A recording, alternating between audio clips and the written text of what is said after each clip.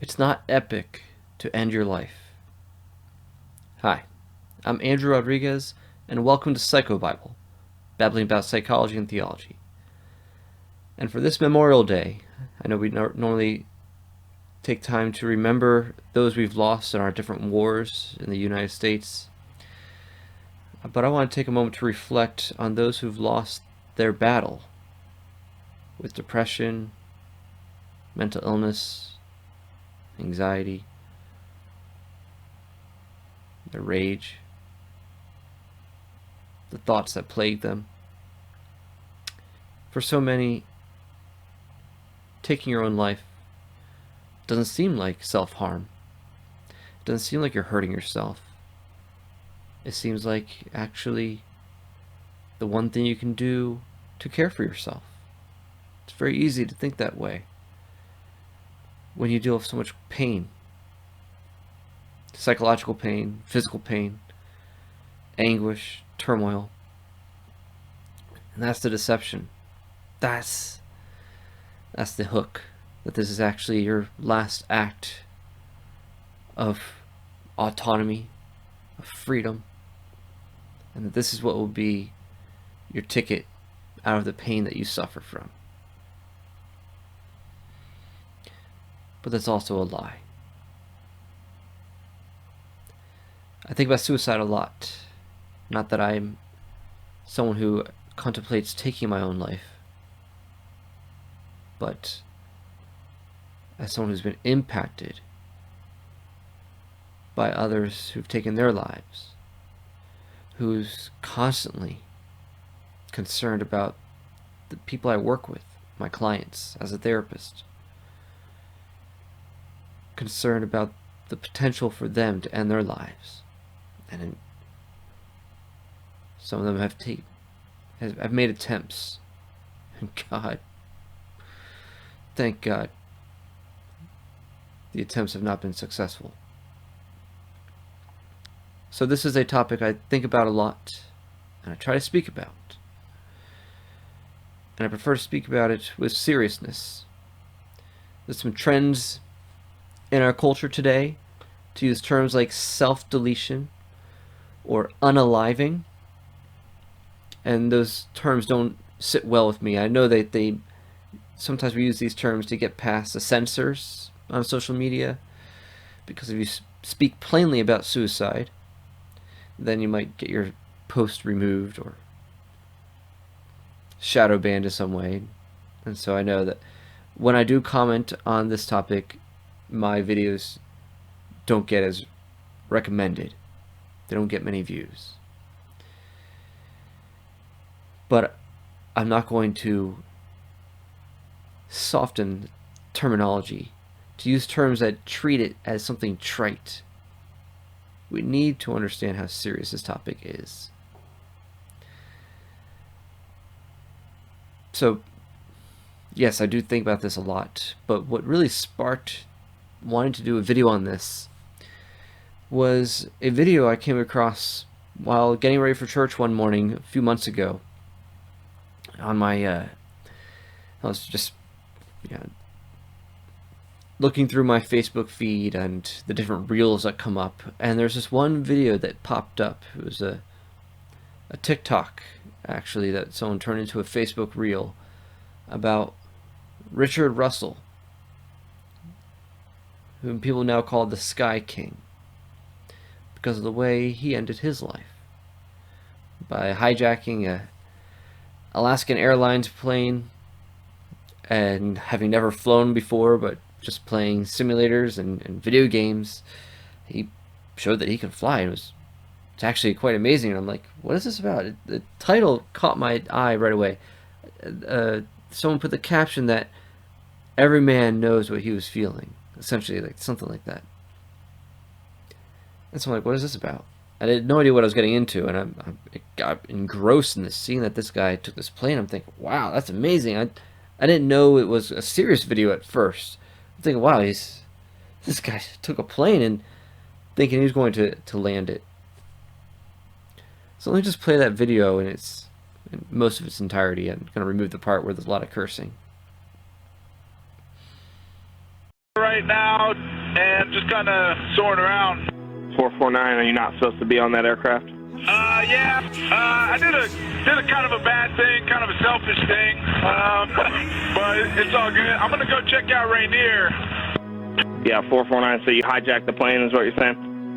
Yeah, I'm afraid I did.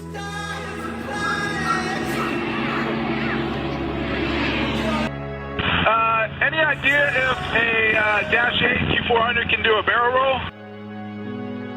Just flying the plane around, you seem comfortable with that? Oh, hell yeah, it's a blast, man. I played video games before, so I know what I'm doing a little bit. Nah, everything's peachy clean. Just did a little circle around Rainier. It's beautiful.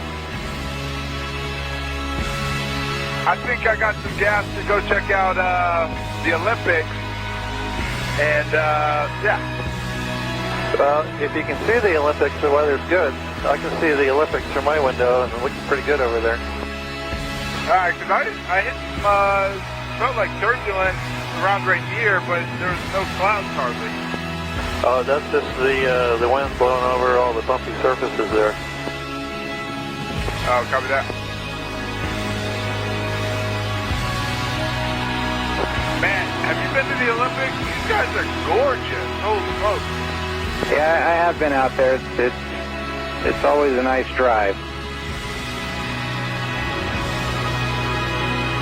This is probably like jail time for life, huh? I mean, I would hope it is for a guy like me.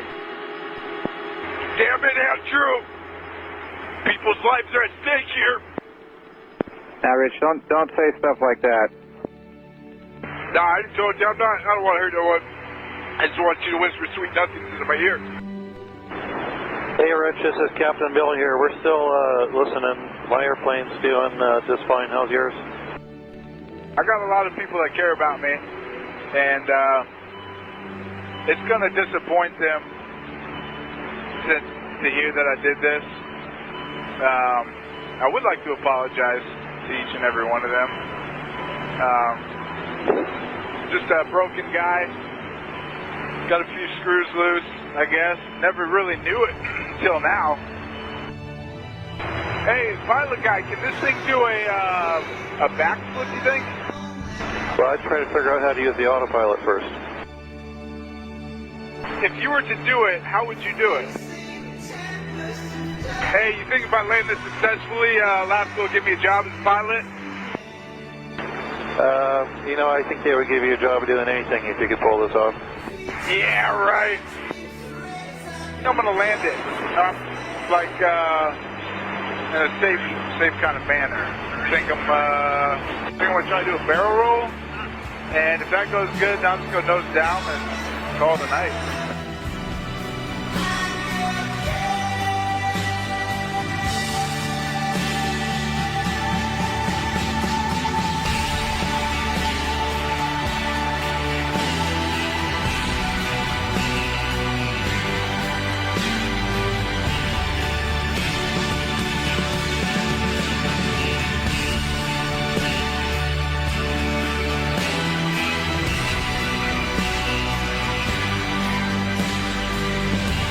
Rock 1, POI-1 just completed a barrel roll.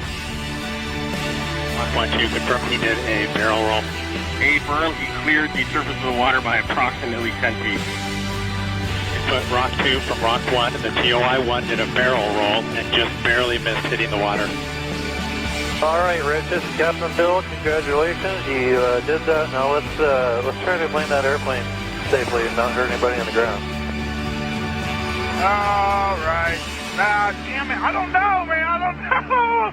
I don't want to. I was kind of hoping that was going to be it, you know? Too long. I feel like one of my engines is going out or something.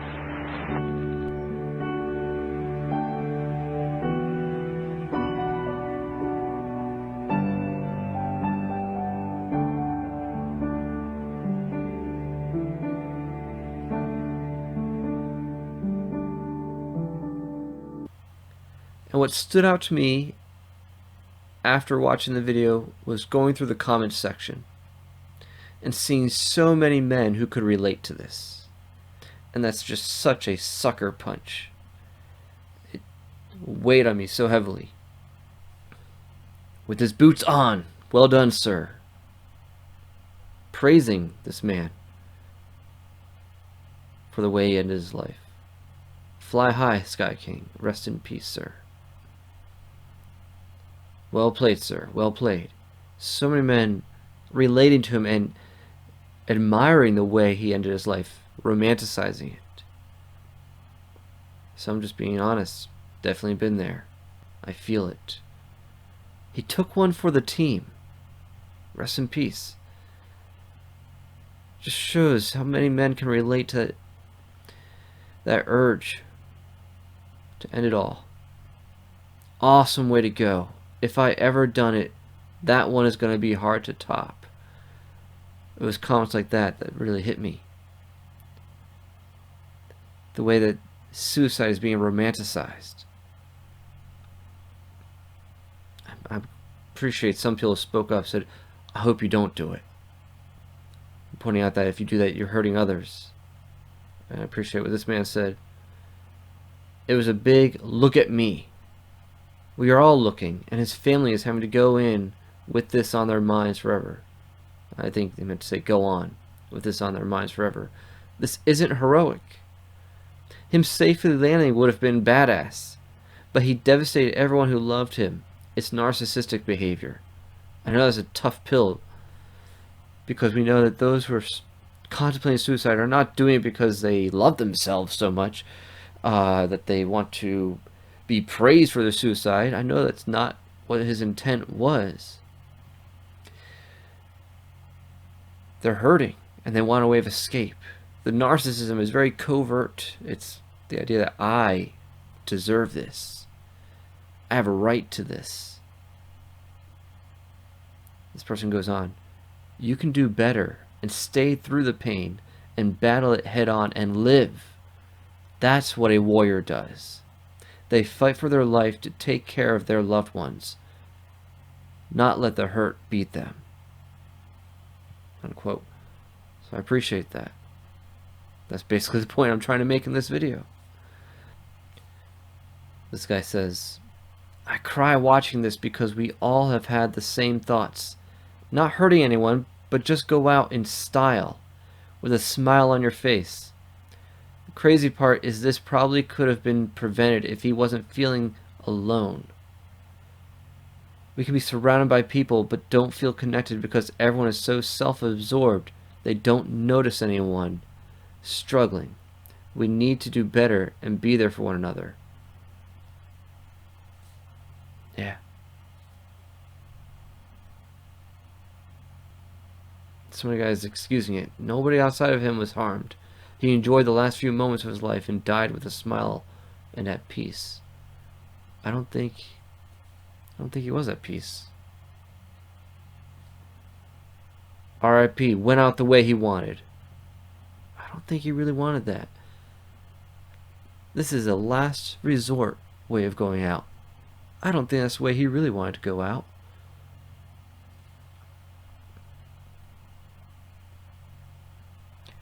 Rest in peace, Sky King. Unfortunately, men can't talk about their personal struggles without being told they are just a simp, a pussy, etc. Mental health is a real issue in the country, not depression. We are told to be men, but when a woman has an issue, they get all the support in the world. I do feel like this man didn't feel appreciated at all, but enjoyed his last moments doing what he wanted to do also. You see the anguish in this commenter. He relates so much, but also wishes he didn't have to feel that way. That poor guy. I always get stupid thoughts like this. Fly high, King. Men need help. It's time. I think a lot of men can relate. Just on and on. So many men. So many men can relate to this.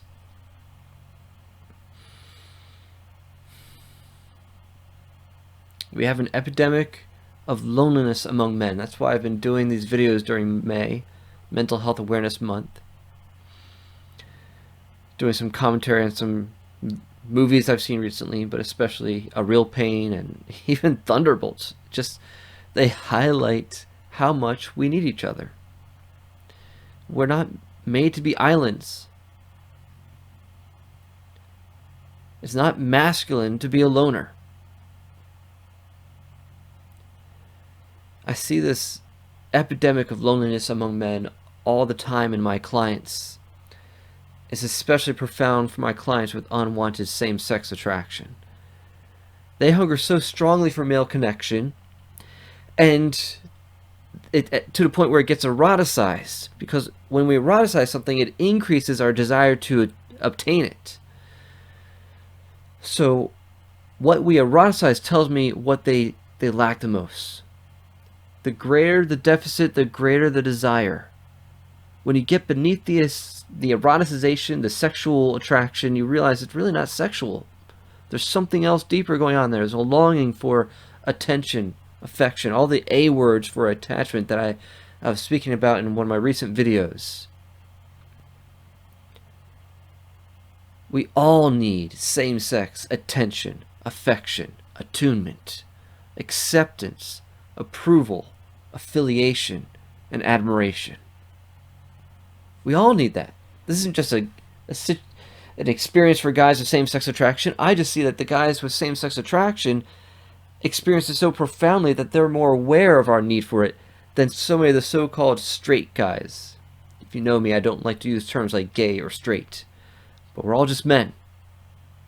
And we have different sexual arousal templates.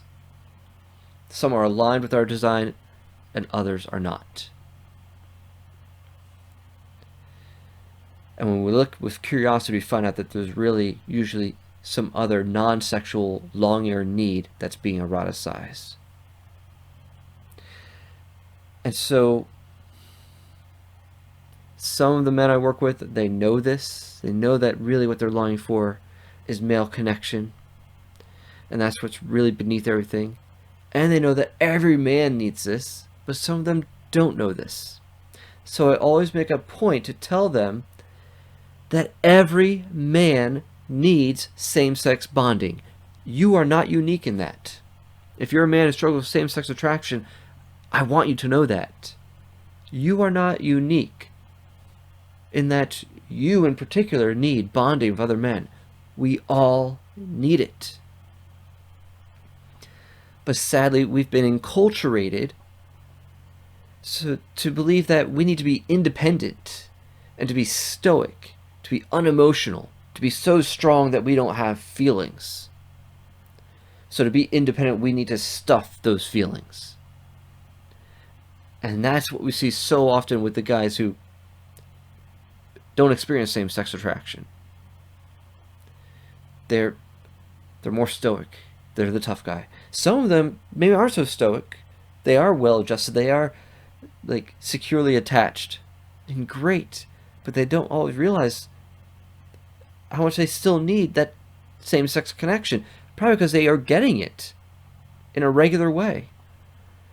And they just take it for granted. They don't realize, oh my gosh, yeah, this is one of the things I actually need. It's just become part of their routine, part of their life.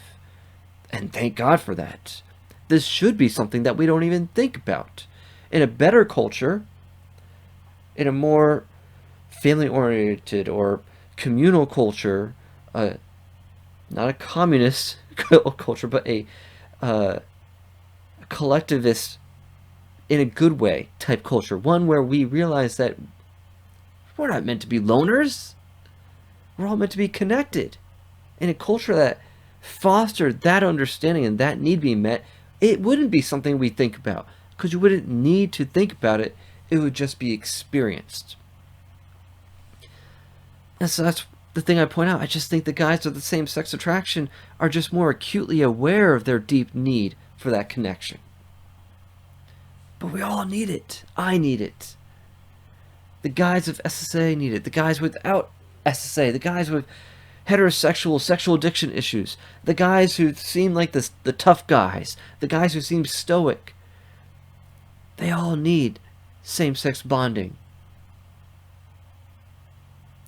And we're killing ourselves without it. So many men you see in the comment section, they feel unappreciated. They feel unseen, unknown. And so this thought of ending your life seems like this is the one way I'll be seen.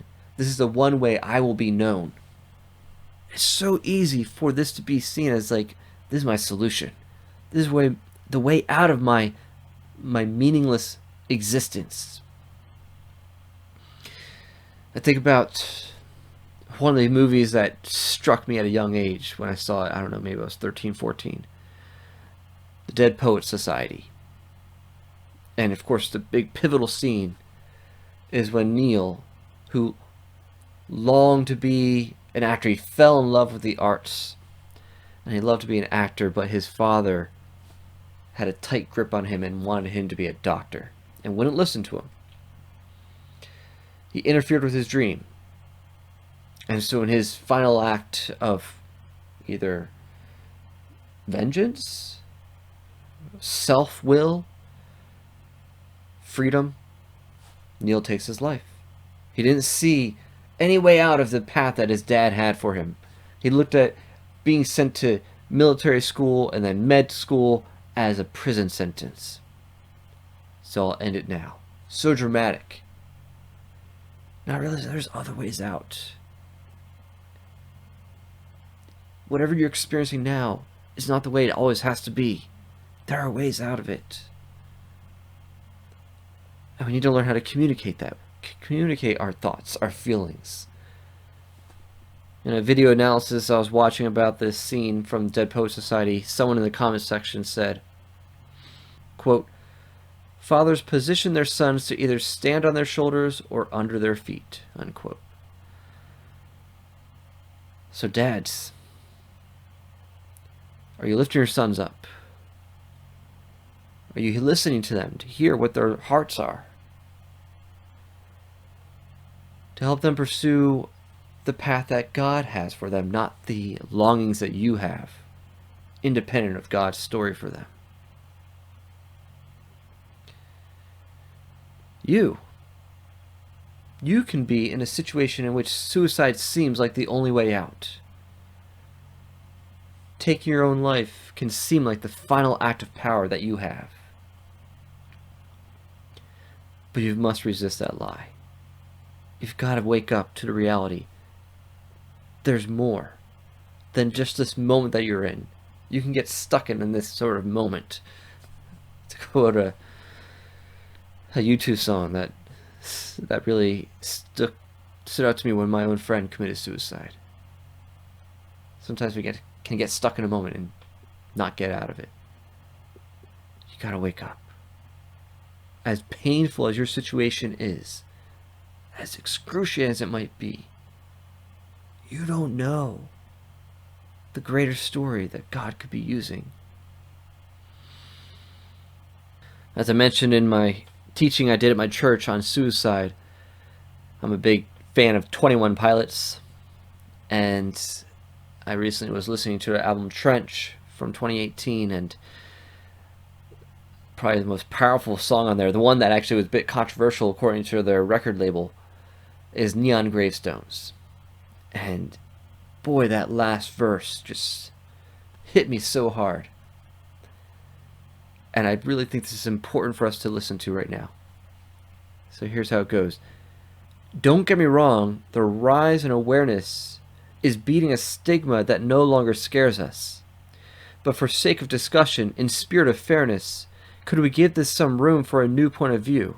And could it be true that some could be tempted to use this mistake as a form of aggression, a form of secession, a form of a weapon, thinking I'll teach them, while I'm refusing the lesson? It won't resonate in our minds. I'm not disrespecting what was left behind, just pleading that it does not get glorified. Maybe we swap out what it is that we hold so high. Find your grandparents or someone of age. Pay some respects for the path that they paved. To life they were dedicated. Now that should be celebrated. Unquote. When we get stuck in this thought that suicide is the only way out, we can glorify it, we can elevate it. We can see it as our last act of autonomy, of freedom, of power. And we think that this is how people remember us, that now will be known, now will be remembered. That's the idea of the neon gravestones. They're calling to you, like the neon lights. And we think that this is an epic way to go. But ending your life is not epic. I would much rather remember you for how you lived than how you died.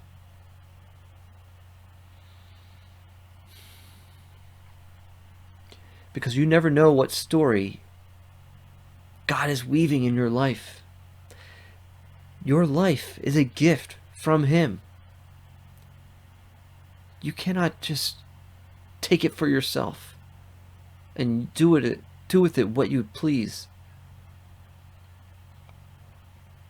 I know that might sound insensitive to what you're going through, but that's the truth. God holds your life in His hands. Don't take it from Him. He determines the day and hour of your death. Leave that for Him, despite your suffering. Because you don't know how your choice to stay in the fight, to resist the urge to end it all, you don't know the impact that'll have.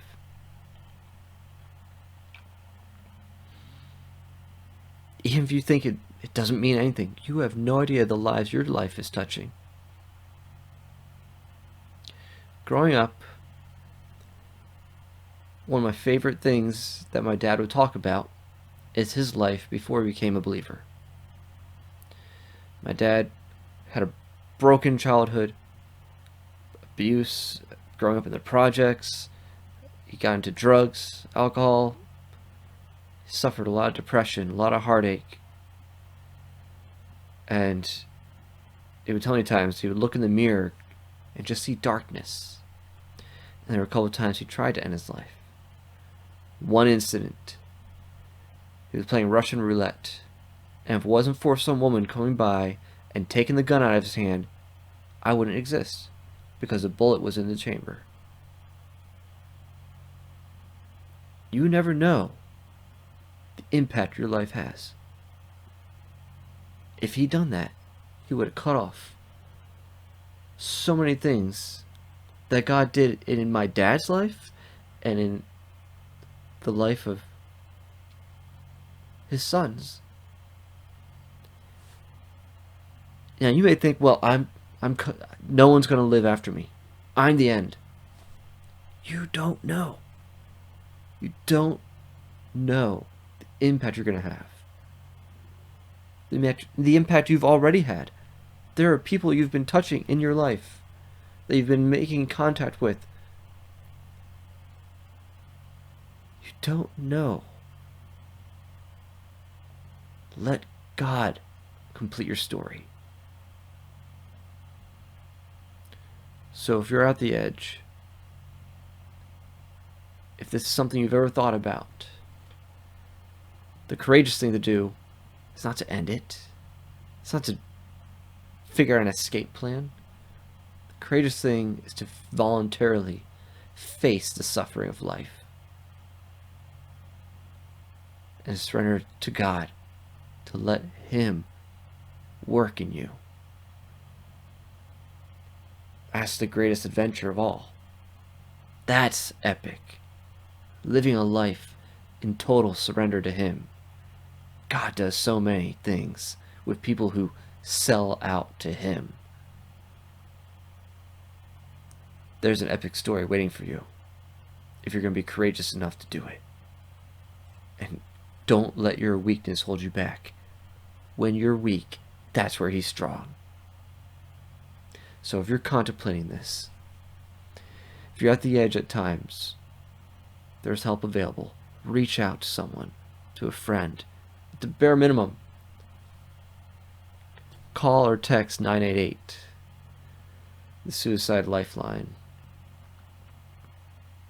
There are people there who are longing to help you, and they're not just doing it out of obligation. These are people usually they've been touched by this topic themselves, And so they care. I know some people who volunteer at the Lifeline. They care. And they can probably relate more than you realize. But there's got to be someone that God has placed in your life who will listen to you, who will help you find the help you need, who will walk with you through this. God will not abandon you. The scripture says, all who call on the name of the Lord will not be put to shame. He will be there for you. Because Jesus loves you freely, fully, faithfully, and fruitfully. Take care.